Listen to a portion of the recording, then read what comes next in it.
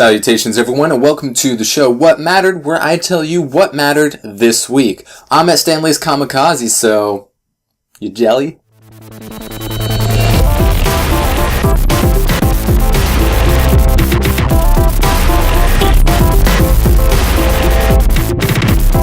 Of course, the big story that happened this week was Marvel's Phase 3 announcement, lineup, titles, as well as some starring characters. It starts off with Captain America: Civil War, which we had been talking about for the last couple weeks, since we know that Robert Downey Jr. is going to have an expanded role, and Civil War kind of made sense, and here it is. It's interesting to see what they're going to do in this film, how much they're going to change, because it's only going to be one film, which doesn't make sense with how much is in the story. It looks like it only is going to have Iron Man and Captain America, so that's weird. They're definitely going to have to dumb it down or lessen the scope or the intensity of what's happening. You can't really do the Civil War storyline without Spider-Man. You kind of need the Fantastic Four. You can do without the mutants, but I don't know what they're going to do. I'm excited. Captain America Winter Soldier was amazing, so we're just going to have to wait and see. Then next after that we have Doctor Strange, which has reportedly been cast. Benedict Cumberbatch is in the final talks of playing the Sorcerer Supreme in a multi-movie deal. So that is pretty darn awesome. He was the best out of the candidates that people were talking about. He's got the look, he's got the stature, he's got the presence, he's got the voice. He can definitely play an egotistical surgeon and make his way up to becoming Doctor Strange. So I'm very, very much looking forward to that development. After that we have Guardians of the Galaxy 2, then Thor Ragnarok, and then a Black Panther movie. He will be making his debut in the Captain America's Civil War film, and he has been casted Chadwick Boseman. Who else? Jackie Robinson, James Brown, Black Panther. This guy is just the fantastic actor. Really awesome casting. Can't wait to see a Black Panther movie. It's been a long time coming. Stan Lee kind of slipped, a few weeks ago that they were doing a Black Panther film. A lot of us have been speculating for a while now, longer than, hell, even we heard that the Guardians of the Galaxy movie was even coming out. So, good to see the Wakandan hero is making an appearance. A lot of people speculated since in the Age of Ultron trailer, Andy Serkis looks like he's a Black Panther villain, and it looks like Ultron's dipping himself in vibranium for protection, and so the might be taking place in Wakanda a little bit. But he makes his debut in Captain America's Civil War, so definitely cannot wait to see him there and in his own solo film. And then we have, of course, the Avengers Infinity War Part 1. That's right, it's a two-parter, kind of expected, and, Avengers trilogy, make the last one 2 parts, squeeze out as much as you can now that we have these people on contract for this film.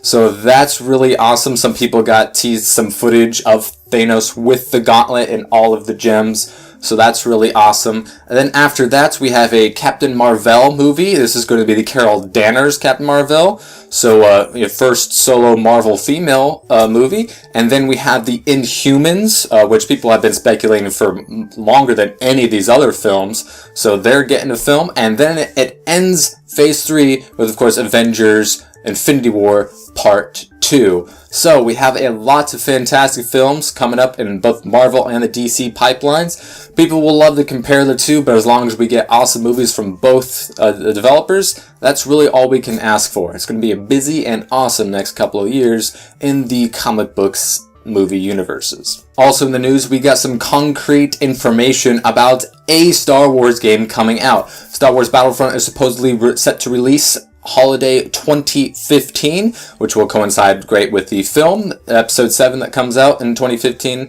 Christmas time. So they are holding off the next Battlefield iteration for holiday 2016. Also, Battlefield Hardline has a set date at middle of March of next year. So they're focusing a lot of attention on Hardline. They're not going to make Battlefield like a yearly thing. So we finally are going to have a Star Wars game. We've had, 3 Star Wars games in the last 6 years with The Force Unleashed and then the Old Republic on PC. So we've been hearing for months about canceled Star Wars games. Factor 5 and the Rogue Squadron games. When 1313 got canceled, that was a huge blow because that game looked awesome. It almost looked like a movie. And after the sale of LucasArts, it's been dark times in the Star Wars video game universe. And looks like there will be some light at the end of the tunnel holiday season 2015. Right now they say it's a first-person shooter, and the previous 3 iterations you could switch between third-person and first-person, which many people, including myself, thought was a pretty cool feature. And we don't know if we're going to be stuck in that first person or if that third person option is going to be there, returning in some way or another. And we'll just have to wait and see, but it's a lot of people looking forward to it because, yeah, love me some Battlefront. And coincidentally, in other Star Wars gaming news, we have on Good Old Games X-Wing, TIE Fighter, and the Knights of the Old Republic on sale for $10 each. People haven't been able to play these older games for a long time on their older PCs, but Good Old Games got their hands on them, and it's pretty cool. Pretty big cult following, especially I think with the TIE Fighter series. I only played a little bit of X-Wing at a friend's house, and it was pretty fun, but people really like these games, as well as Knights of the Old Republic, which people have been wanting another iteration of for quite some time. So hopefully, we can get our good feels, or our retro feels set out, and then get ready for new Star Wars games in the future, starting with Battlefront, and hopefully many more to come. PlayStation Plus for November's lineup has been released. Starting off with the PlayStation 4, we have The Binding of Isaac Rebirth and SteamWorld Dig. PlayStation 3 owners get to enjoy Frozen Synapse Prime and Luft Trousers. I haven't heard of them either, but it's free games. And finally, Vita owners are getting The Hungry Horde and Escape Plan.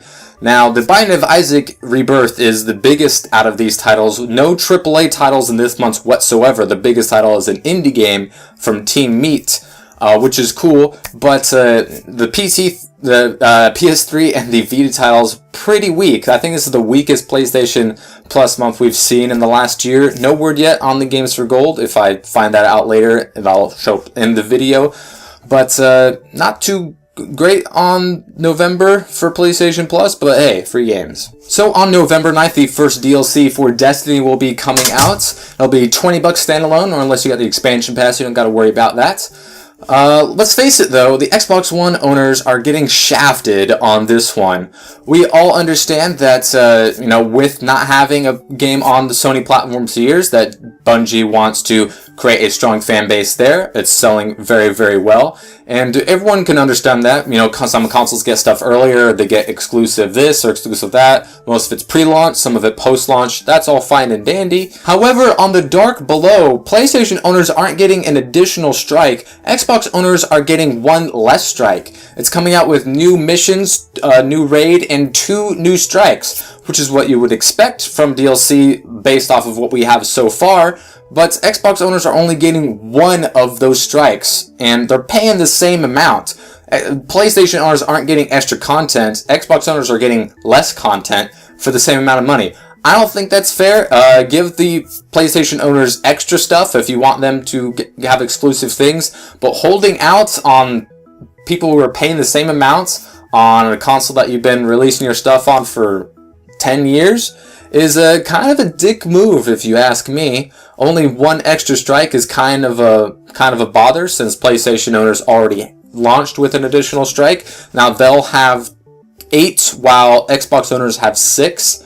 So it's a bit of a bummer. That's not something that I like to see my developers doing, but we'll see how awesome The Dark Below is when it comes out on the 9th. And this week in You've Got to Be Fucking Kidding Me news, we have some info on the Terminator Gensyis movie, which already has a stupid title, and as you can see on the picture right here in the Entertainment Weekly variant covers, looks like crap. Looks like a direct-to-DVD movie or some original sci-fi movie crap. So, here's what they did to ruin Terminator now. They had Sarah Connor retconned, I'm guessing, in that she was orphaned at age 9 and was raised by her Arnold Schwarzenegger Papa Terminator that she calls Pops. Just let Terminator die. You had 2 great movies, and then Terminator 3 wasn't so hot, and then they tried again with Salvation, which wouldn't blow anyone over as well. So just let it die. This is not your answer. This is not your answer. This is not how to revitalize a franchise. You tried with Arnold one more time, then you tried a prequel with Christian Bale, which was okay, but, didn't get really anybody excited for Terminator again, and this is not your answer. Let it die. Just let it die. You had 2 good movies, and you had 2 good old college tries. This has failure written all over it. The internet exploded in disgust. Very, very much understandable, because it's already a flop. It's already a failure, and it looks like crap, and I'm already angry about it. So, and I'm not really one to get angry preemptively about crap that I am supposed to care about, but come on, let it die. Anyways, that is what mattered this week. Hope you guys enjoyed. The links to all the stories will be in the comment section below. Hope you guys enjoyed. If you want to know what matters in subsequent weeks, you can hit the subscribe button, and we'll see you guys next time.